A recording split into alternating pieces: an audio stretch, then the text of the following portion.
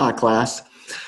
I wanted to give you a quick tutorial on SPSS syntax. I felt we kind of rushed through it in class last night, so I thought I'd make a video here to give you another little introduction into SPSS syntax. To access the syntax window, to access a new one at least, you would click on File, New, Syntax. If you already have a syntax file created, you can open it with the Open Syntax menu, but we want a new syntax file.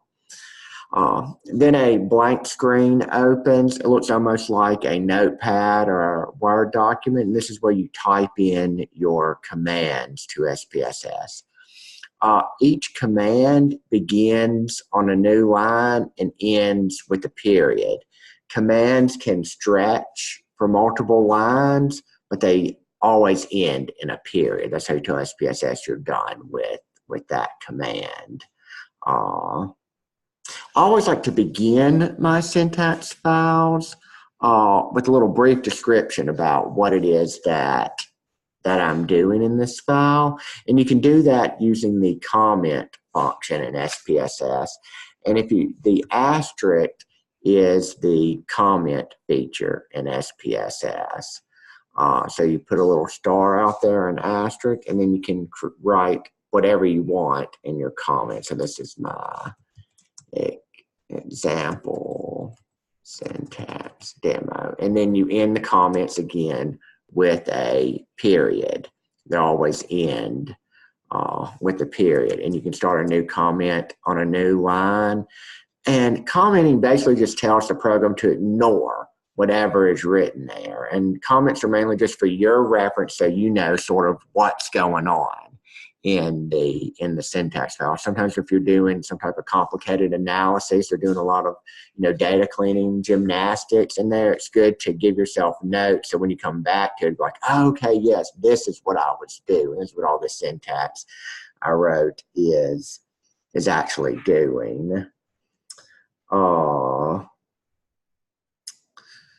So just some basic syntax commands and rules. Like I said, every command begins on a new line. Each command ends in a period. You can use as many lines as you like. SPSS also doesn't care about spacing. You can have different spacing between your commands.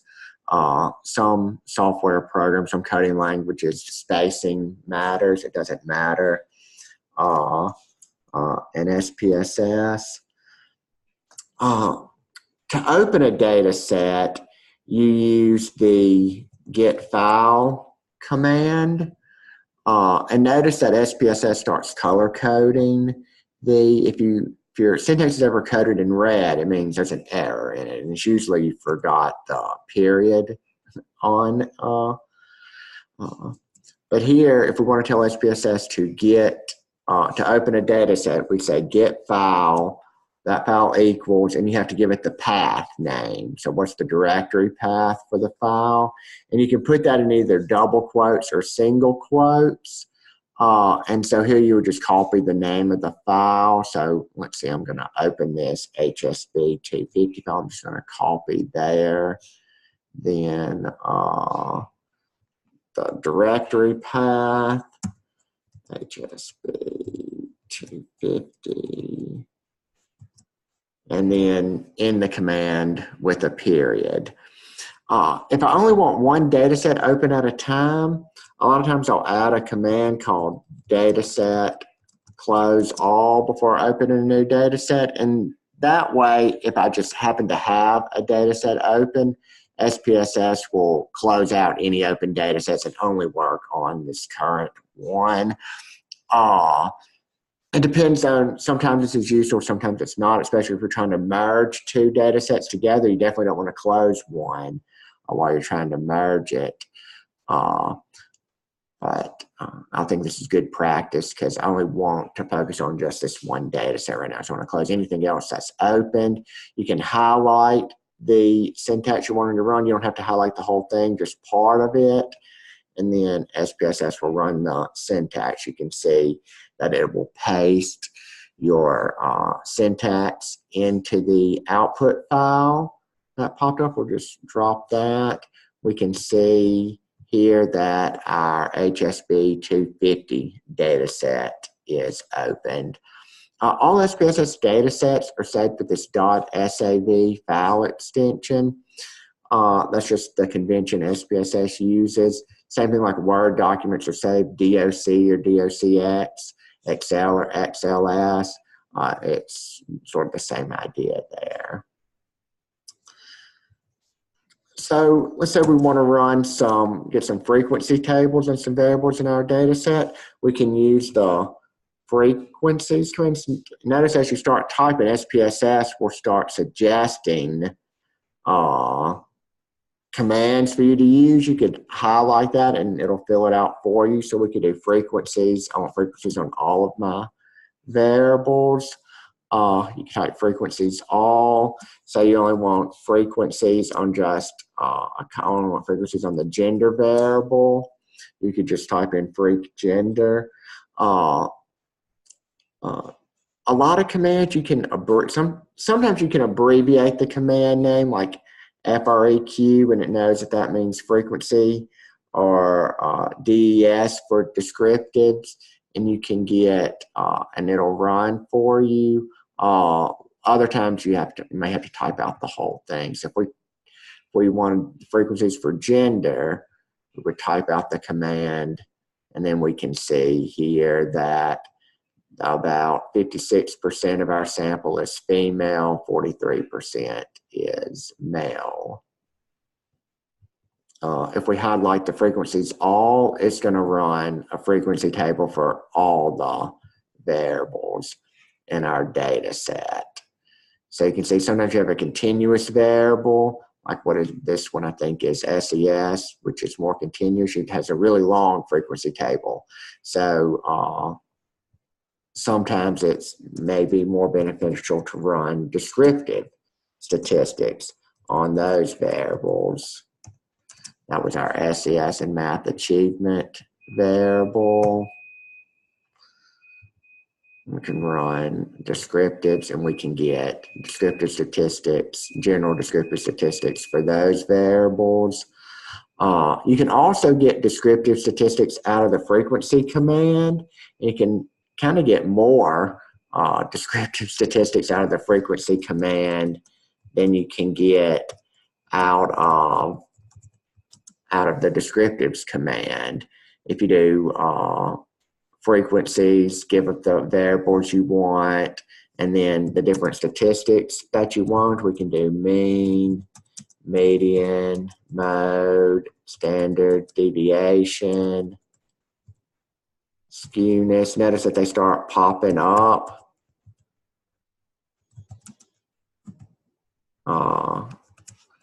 And then we can also, if we just wanted those, we could tell it to format and no table. Well, so basically this is telling SPSS I want mean, median, mode, standard deviation, skewness, and kurtosis for my SES and math achievement variable, and I don't want a frequency table. I want no table. You can click run, and there you get just the descriptive statistics there. A lot of times it just takes time to learn the syntax. A good way to learn the different things, the options that are there, you can go to frequencies, descriptives, and you can see basically if we say just you can uncheck this display frequency table, and that's that format equal no table. Here's where we ask for mean, median, mode, skewness, and kurtosis. We could ask for quartiles. We could say, okay, we could paste this into our syntax file, and we can see how the how similar sort of the syntax looks between the two. So here the syntax that we ask for, mean, median, mode. When you ask for skewness on the drop-down menu or kurtosis, it gives you the standard errors for those coefficients as well. The intiles, those are your percentiles. We want 4 percentiles. This is just saying just to perform them in the order, present them in the order that we're giving it. You can also use the command syntax reference guide. That's available on the help menu. Let's see, is it not popping up for me?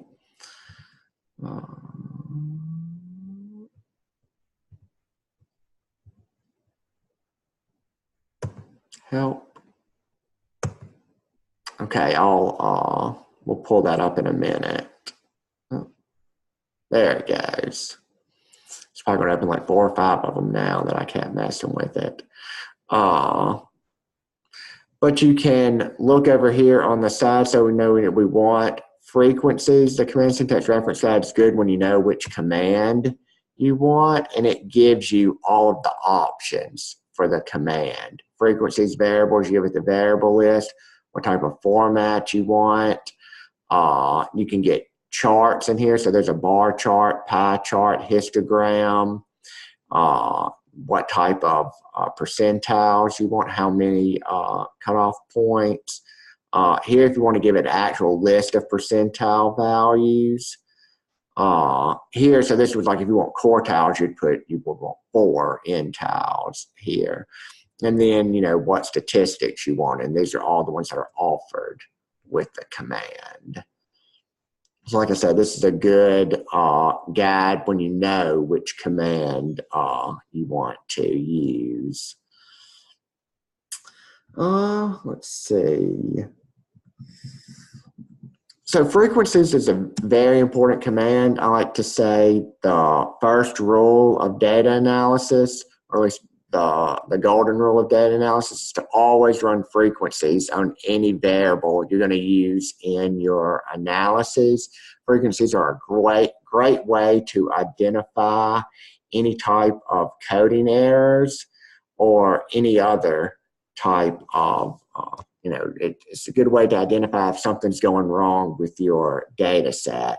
So let's look here. We ran frequencies on all of our variables.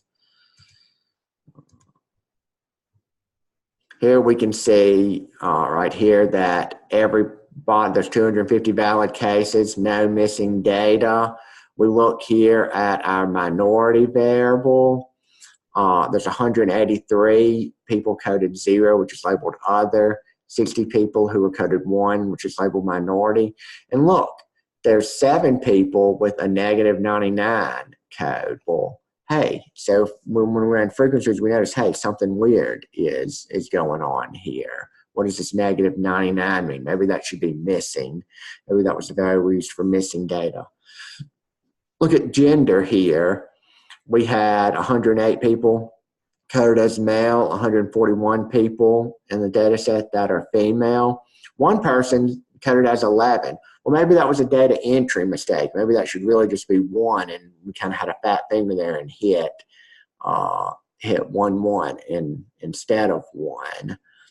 So you may want, frequencies are a good way to see what's going on in your data, and then maybe you want to investigate further kind of what's going on. Here we have to decide, do we want to set this case to missing? Do we want to recode this person into female? We're making an educated guess that, hey, we think it's just a data coding entry.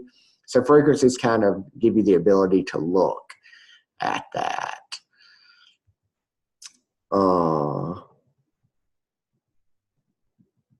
So some other syntax rules. Remember here I said you could abbreviate, a lot of times you can abbreviate the command name with 3 or 4 letters. A lot of times, like we could use DS for descriptives, and SPSS will run them for us. Well, you can usually abbreviate the command name. You cannot abbreviate the variable names. Some programs do let you abbreviate variable names. SPSS does not. You have to spell out the whole variable name. The SPSS syntax is also case insensitive. So notice here, I have sometimes it'll be, the commands will be in lowercase, other times they're capitalized. So it's case insensitive. It doesn't matter if you're capitalizing or not. Same thing with variable names. When you create a variable name, let's look at our data set here. All of these are actually lowercase, but we could, maybe capitalize this C, or we've already used gender. We'll capitalize the G there. We could do SES, something like that. And you still ran like descriptors. Remember, we changed the name to S, capital S, lowercase e, capital S. The variable names are case insensitive as well. So while SPSS will display the letters capital or not, it doesn't treat them as different variables. Now, depending on what software package you're using, some software package will treat SES and SES as two separate variables, so they're case sensitive. SPSS is not case sensitive. It would treat these two as the same variable. It would say, wait a minute, you already have a variable named SES. It doesn't care whether or not it's capitalized or not.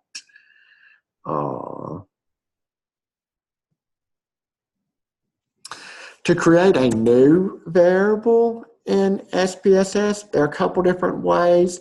Actually, a lot of the things that you can do in SPSS and a lot of software packages, there are multiple ways to achieve the same end result. And so, to me, it doesn't really matter how you do it, as long as you achieve the end result that you want. You can use the compute command to create a new variable. So I want to compute math achievement 100, and that is going to equal my current math achievement variable times 100.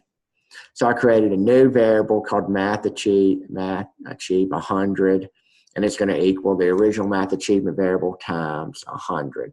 Before I do that, I want to run some descriptive statistics on math achievement, and then actually I could just do them both afterwards.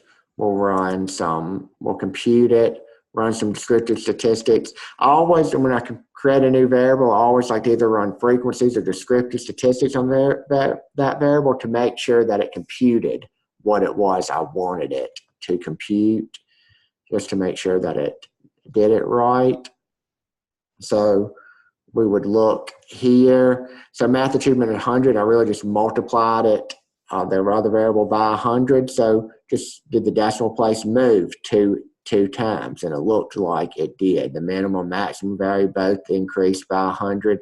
The mean increased by 100, and the standard deviation increased by a multiple of 100. So it looks like the compute command worked correctly. You can also declare new variables before you compute them. So you can use the numeric command to declare a new variable. I'm going to call it math achievement 10, and I want to give it a format of a width of 4 with 2 decimal places. And then this will just create a blank variable called math achievement 10 that is that's 4 units in width with 2 decimal places, essentially. And then you could compute math achievement 10.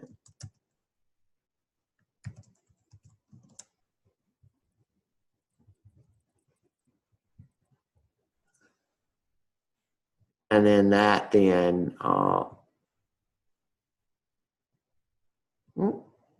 I misspelled.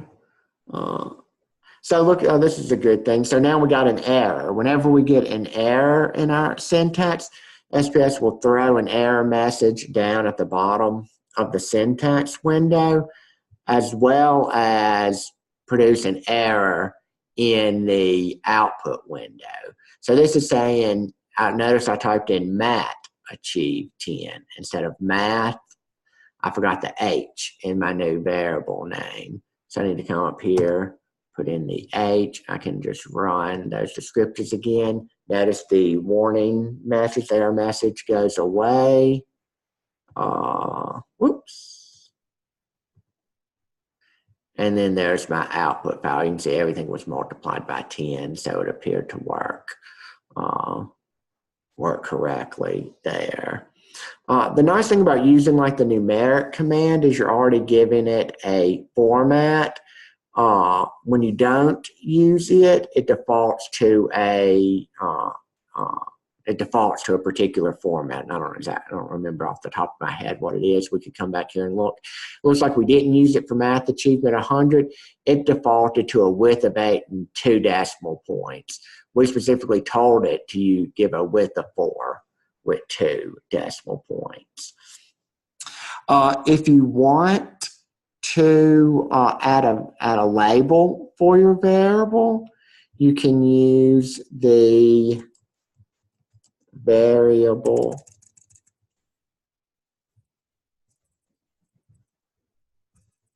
if I could spell.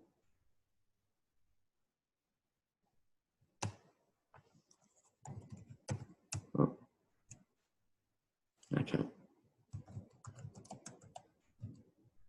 Okay, it's not, we'll just, there we go, variable labels.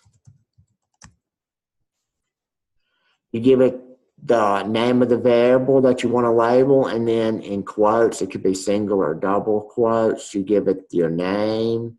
You give it whatever label you want. Math achievement times 10.